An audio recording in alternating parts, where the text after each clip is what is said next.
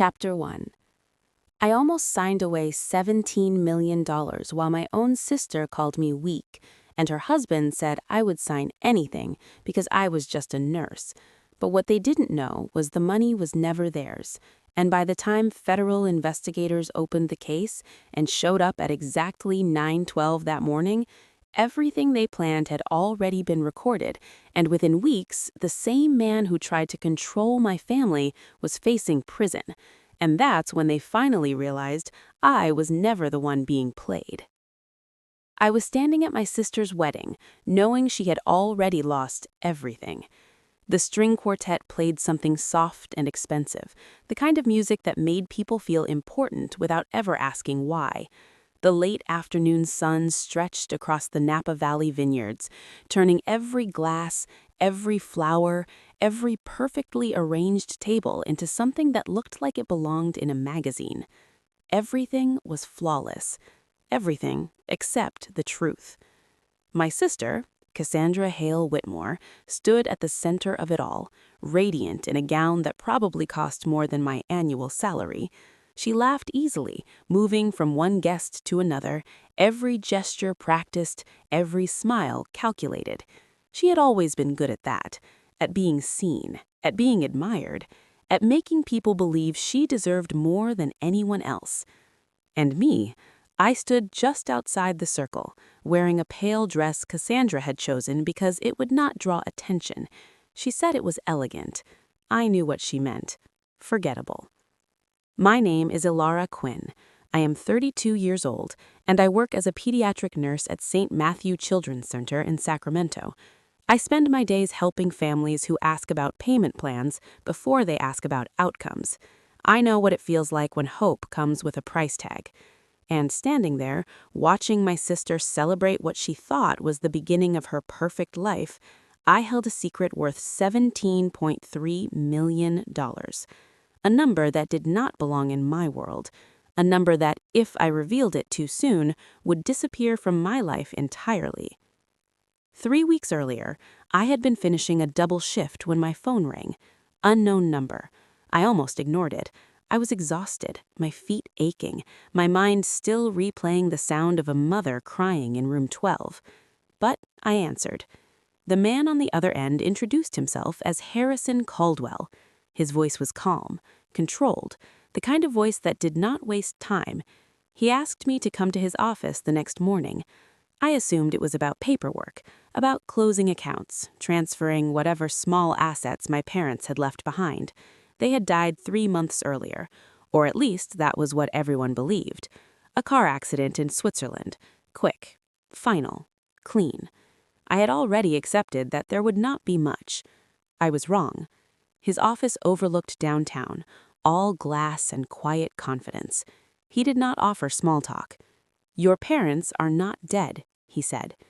I waited for the rest of the sentence. It never came. "They chose to step away from public life," he continued. "Everything is structured legally through a private trust. They wanted to observe without interference." "Observe what?" I asked. "You," he said. I laughed then because it sounded impossible. My parents were school teachers, careful, practical people who clipped coupons and reused everything. They were not the kind of people who built hidden fortunes. But then he handed me a folder. Inside were documents that told a different story. Investments stretching back nearly 2 decades. A software licensing agreement tied to an education platform that had grown quietly over the years. Properties held under names I did not recognize. And at the center of it all, a number. $17.3 million. Allocated, accounted for, real. My hands went cold. "They built this slowly," he said. "They never changed how they lived, but they prepared for this moment." "For what moment?" I asked. "For the moment money becomes visible," he said. "That is when people show who they really are." I sat there trying to understand how everything I believed about my family could exist alongside what I was seeing. "What about Cassandra?" I asked. He did not hesitate. "Your sister will receive what she has already been given and what she proves she deserves." Something about that felt final. Then he explained the condition. You cannot tell anyone about this until after the wedding. Not your sister, not her husband, no one. If you do, the trust dissolves and the distribution changes. Changes how? I asked. Not in your favor. So I left that office carrying two things: a fortune I could not touch and a silence I could not break. Back in Napa, I watched Cassandra glide through the reception, completely certain of her future. She leaned into Preston Whitmore III, her new husband, as if the life they were building together had already been secured. He fit perfectly into her world, confident, polished, the kind of man who never asked if he belonged. I moved closer, just enough to hear.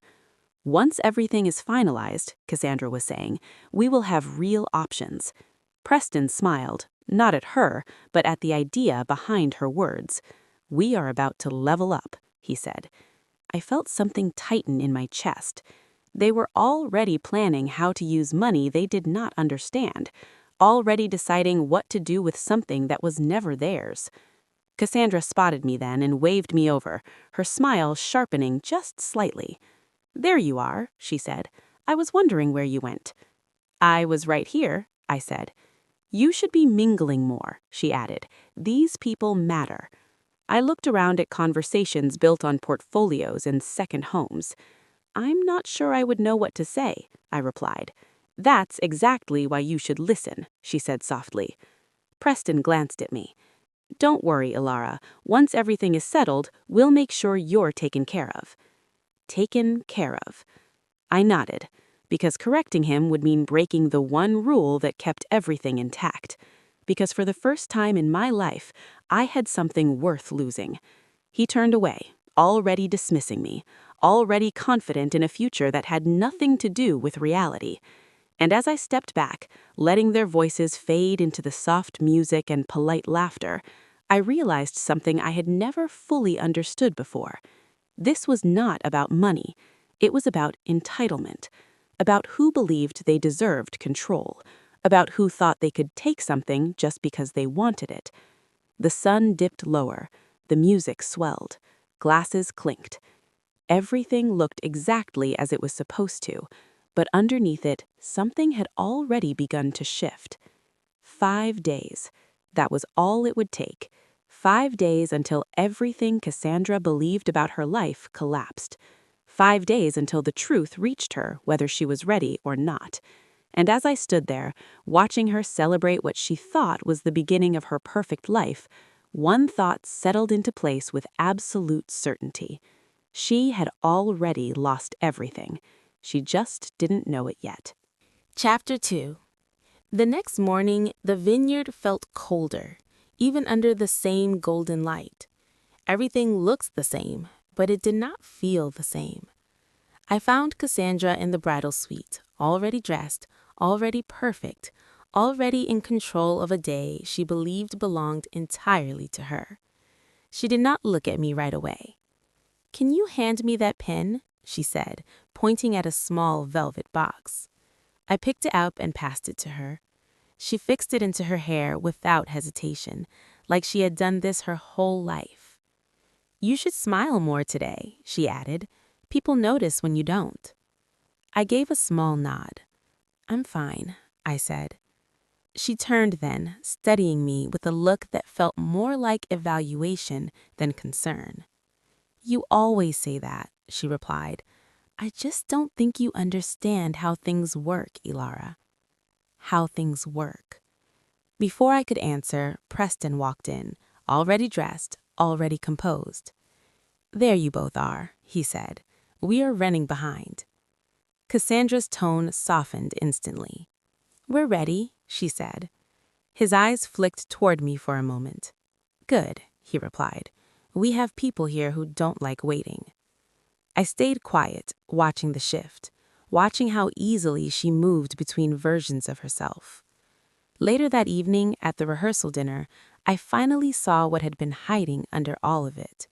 I had stepped outside for air, needing space from the noise, from the constant performance.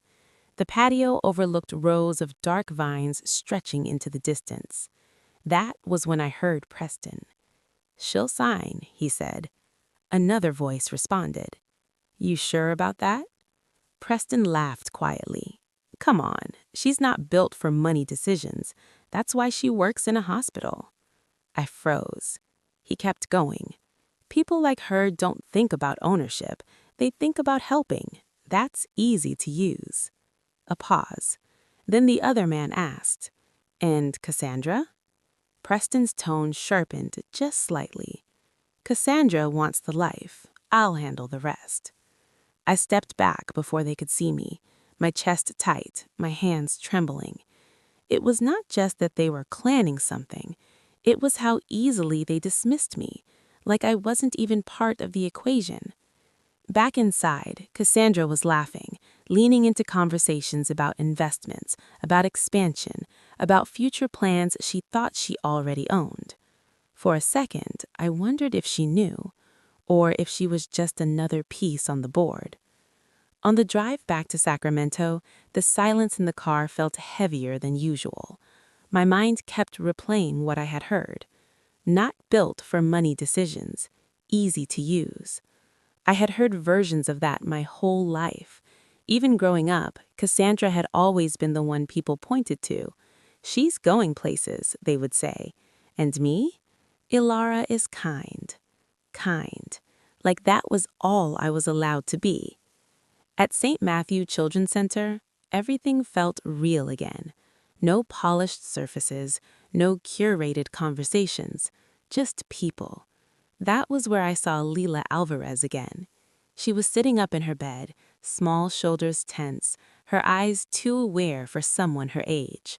Her father stood beside her, holding a stack of papers that looked like they had been folded and unfolded too many times. I stepped in. "How are you feeling today, Leila?" I asked. She looked at me. "Am I going to be okay?"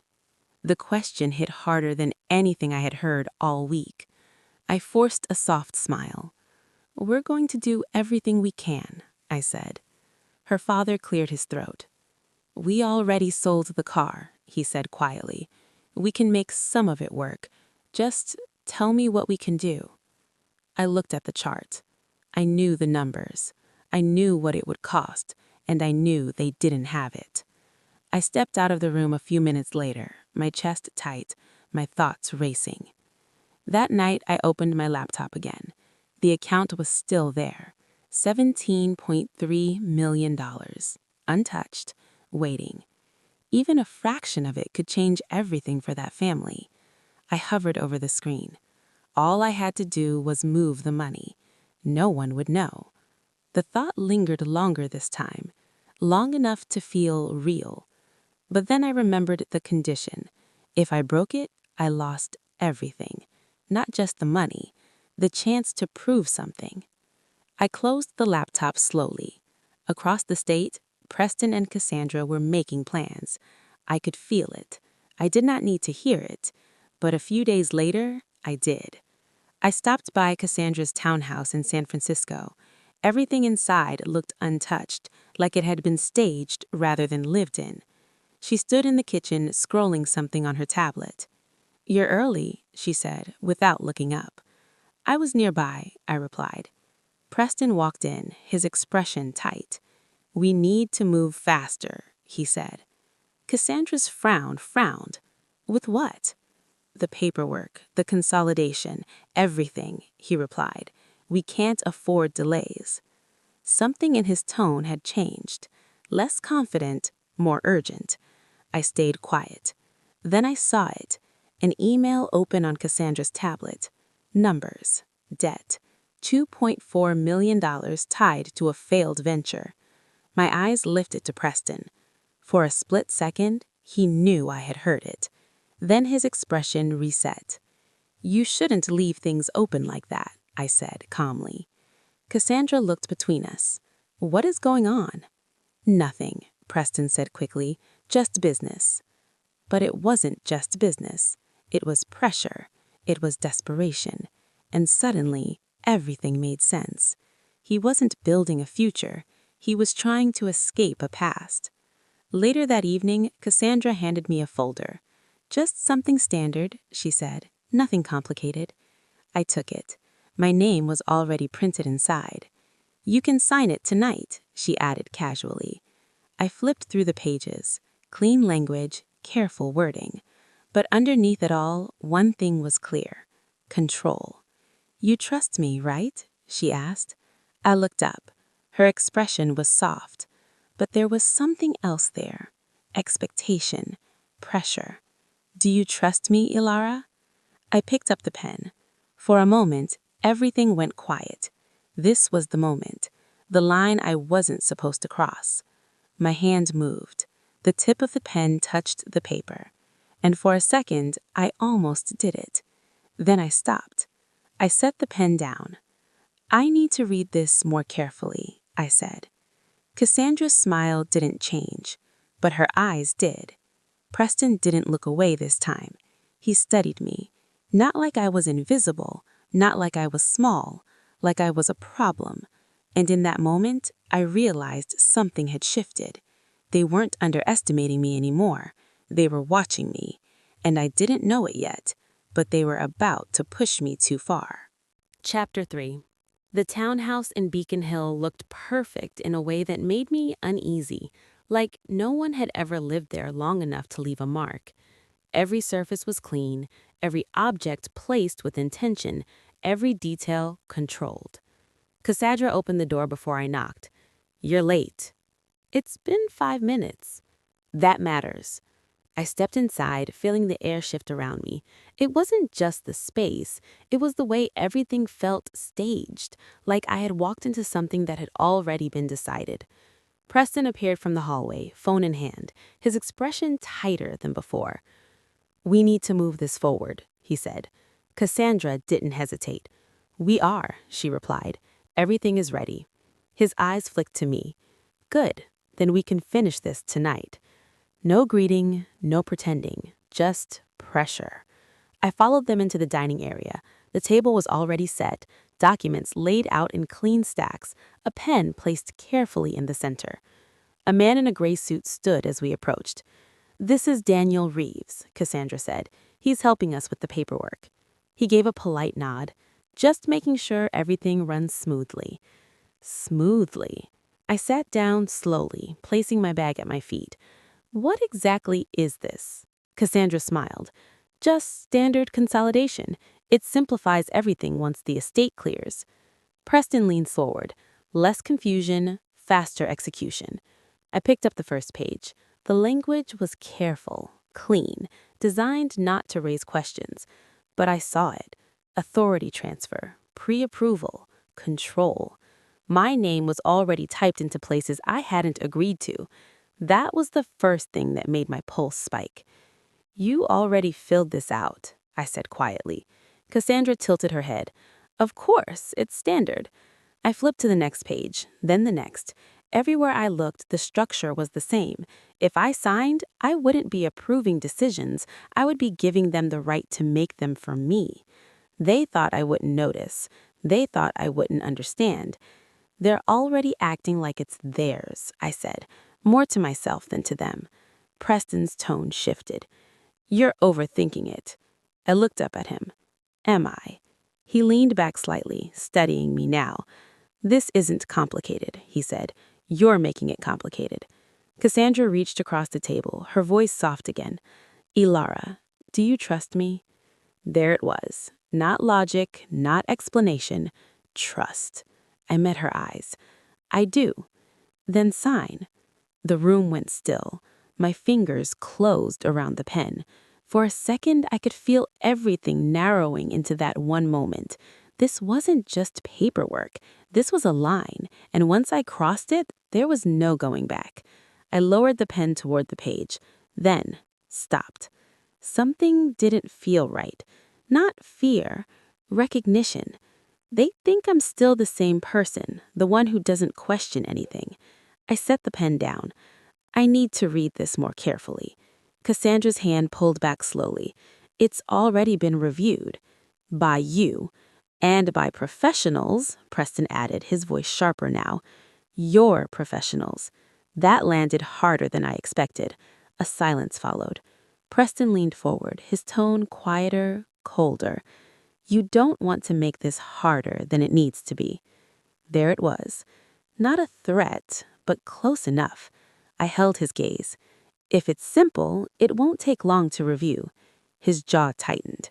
Cassandra exhaled slowly. Take it home, but we're finishing this tonight. Tonight. Everything with them had become urgent. Everything had a deadline. I gathered the papers, sliding them back into the folder. As I stood, I heard movement upstairs. Voices, low, controlled. I paused. Preston noticed. What is it? Nothing. But it wasn't nothing. I stepped into the hallway, moving slowly, and then I heard it clearly. If she doesn't sign, this falls apart. Margaret Worthington, cold, precise. She will, Preston replied. And if she doesn't? A pause. Then Margaret again. Then she's a liability, and liabilities get handled. My stomach dropped. Handled. Not managed, not convinced. Handled. I stepped back quietly, making sure I wasn't seen. For the first time, this didn't feel like pressure. It felt like risk. Real risk. That night, I spread the documents across my kitchen table. Every page told the same story. They weren't waiting for the trust. They were trying to get ahead of it. If I signed, they would control everything before I even had access. I picked up the pen again. For a moment, I thought about Leela, her voice. Am I going to be okay? If I signed, I could help her tomorrow. The thought hit hard, immediate, tempting, but it came with a cost. If I signed that paper, I wouldn't just lose the money, I would lose control of my own life. My phone buzzed. A message from Cassandra. We're ready. Come back tonight. I stared at the screen, then at the papers, then at my own reflection in the dark window. They think they're in control, but they don't know I see everything now. This wasn't a mistake I could undo. This was a decision that would define everything after it. I picked up the folder, and in that moment, I understood something clearly. That night, I was either going to lose everything or take it all back. Chapter 4. I almost signed everything away until the doorbell rang. The pen was already in my hand, the tip hovering just above the paper, my name staring back at me like a decision I could not undo. Cassandra leaned forward slightly. Just sign, Alara. Preston stood behind her, silent, watching, waiting. The room felt smaller than it had before, like the walls had moved in just enough to trap the moment. My hand lowered. 1 second. 2. The doorbell rang. No one moved. It rang again. Preston exhaled sharply. Ignore it, he said. Cassandra shook her head. No, I'll get it. Her heels clicked across the floor, each step sharper than the last. I didn't move, didn't breathe. Something in my chest shifted, not fear, not doubt, recognition. I heard the door open. Silence. Then Cassandra's voice, then almost unrecognizable. What is this? A pause, then another voice. Ilara. I stood up before I even realized I was moving. Eleanor Quinn and Daniel Quinn stepped into the room. Alive. Not dramatic, not theatrical. Just real, just present. Cassandra stepped back like she had been pushed. That's not possible, she said. Preston straightened instantly.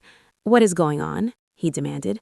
Harrison Caldwell entered behind them, calm as ever, followed by Laura Bennett carrying a leather case. This is where everything changes, Harrison said. No one sat down. No one spoke. Laura placed the case on the table and opened it with precise, practiced movements. Documents came out one by one. Emails, financial records, call transcripts. Each piece laid down like a quiet accusation. Preston stepped forward, his voice controlled but tight. This is taken out of context. Harrison didn't look at him. Everything here is verified, he said. Time-stamped, audited. Cassandra shook her head. No, this doesn't make sense. Eleanor's voice was steady. It makes perfect sense. Cassandra turned toward her, eyes wide. You're supposed to be dead. Daniel stepped forward. We needed you to think that. The words landed harder than anything else in the room. Preston's expression changed, not confusion, calculation. "This is some kind of manipulation," he said. "You can't just walk in and—" "We can, because every action you've taken has been under trust oversight." That word stopped him. Trust. Harrison opened another document. "Mr. Whitmore, your communications regarding asset consolidation, including pre-authorization strategies and intent to assume control, are all documented." Preston's jaw tightened. "This doesn't prove anything." Laura slid a printed transcript forward. His words. Clear, direct, unavoidable. The room went silent. Cassandra's breathing became uneven. "What is he talking about?" she asked. No one answered her right away. Harrison turned a page. "The estate distribution is conditional," he said, "based on conduct." Cassandra shook her head again. "No, that's not how this works." "It is now," Eleanor replied. Harrison looked directly at her. "Victoria Hale Whitmore," he said. Her head snapped up. "That's not my name." "It is on the legal record." Silence. Then he continued. "Your inheritance allocation is 0. The word hung in the air.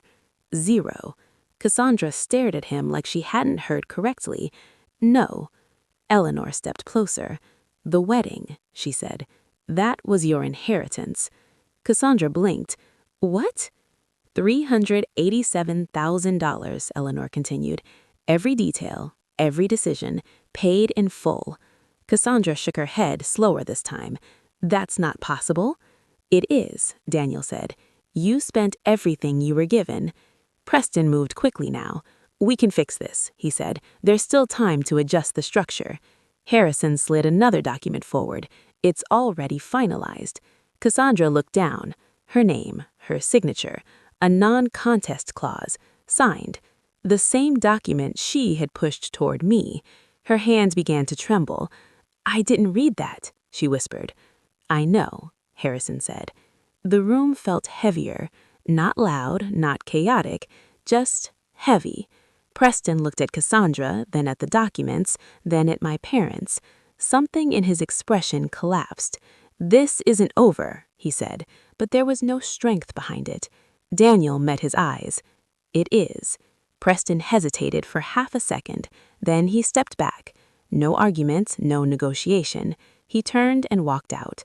Just like that. Cassandra didn't follow, didn't move, didn't speak. She stood there, staring at the table like the papers might disappear if she waited long enough. "This isn't fair," she said finally. Eleanor's expression didn't change. It was never about fair. Cassandra looked at me then. Not confident, not superior. Just lost. "You knew," she said. I held her gaze. "Yes." Her face tightened. "You let this happen." I didn't answer right away, because the truth was simpler than she wanted it to be. "I didn't make you do anything." The words settled into the room. No one argued with them. Harrison began gathering the documents, his movements calm, precise. "This isn't private anymore," he said. "Everything here is legally recorded." That was the moment it shifted again. Not just financial, social, permanent. Everyone who mattered would know. Cassandra sank slowly into the chair. The control she had built her life around was gone. Not taken, exposed. Daniel looked at her for a long moment. "You didn't lose anything," he said quietly. "You showed us exactly who you are." And this time, there was nothing left for her to say. Chapter 5. 6 weeks later, the silence felt louder than everything that had happened before. There was no explosion, no dramatic ending, no public scandal, just consequences. Cassandra's marriage ended quietly, almost like it had never been real to begin with. No announcement, no explanation, just a legal filing and a name removed from a lease that no longer belonged to her. I found out the same way everyone else did, through absence. Preston disappeared from her life as cleanly as he had entered it. A few days later, he reappeared online. Different city, different setting, same confidence. Standing next to Chloe Langford. Old money, established, untouchable. The caption was simple: New Beginnings. I stared at it for a moment, not because it surprised me, but because it confirmed everything I already knew. This had never been about love. It had always been about access. But this time, he had chosen someone who didn't need him, and that was a different kind of mistake. A week later, I saw Cassandra again, not in Beacon Hill, not in anything that resembled the life she used to have. A small apartment in Somerville, above a street that never really went quiet. She opened the door without hesitation. No performance this time, no control. "Hey," she said. "Hey." I stepped inside. The space was clean but empty in a way that couldn't be fixed with furniture. No curated art, no polished surfaces, no illusion of status, just reality. "You're working now," I said. She nodded. "Consulting firm," she replied. "Entry level." The words sounded unfamiliar coming from her. We sat across from each other at a small table that didn't quite fit the room. For a moment, neither of us spoke. Then she exhaled. "I had an interview yesterday," she said. "How did it go?" She let out a short laugh. "They looked at my resume and asked what I actually knew how to do." I didn't respond right away. She continued. "One of them said they were looking for someone more experienced." There was no anger in her voice, just recognition. "That's new," she added quietly. "It is," I said. She nodded slowly. "No one assumes anything anymore," she said. "No one fills in the gaps for me. That's not a bad thing." "I know," she replied. "It just took losing everything to see it." The words settled between us. Not dramatic, just true. At the hospital, things felt the same and completely different at once. Lila's surgery had been successful. When I walked into her room, she was sitting up, her energy returning in small but visible ways. "You came back," she said. "I told you I would." Her father stood nearby, his shoulders lighter than before. "They said she's going to be okay," he said. "She is." He hesitated for a second. "We don't know how to thank you." "You don't have to," I said. But that wasn't entirely true, because I had already decided what came next. The Quinn Family Care Fund started small. It wasn't designed to change the system. It was designed to change moments, one family at a time. I didn't leave my job. I didn't become someone else. I just became someone who could do more. A few days later, my parents asked both of us to meet. Cassandra and I arrived separately. Harrison was already there. He placed a folder on the table. "There's one more part," he said. I glanced at Cassandra. She was watching him carefully now, not assuming, not expecting, listening. Harrison opened the folder. $20 million, he said. The number landed, but it didn't feel overwhelming anymore. It felt like responsibility. He continued, "This is not a personal inheritance. It's a shared allocation." Cassandra frowned slightly. "What does that mean?" "It means neither of you owns it. You decide how it's used, together." Silence. I looked at her. She looked back. For the first time, there was no competition, no calculation, just a question. "Why together?" she asked. Eleanor answered, "Because control was never the lesson. Choice was." That stayed with me. Not control, choice.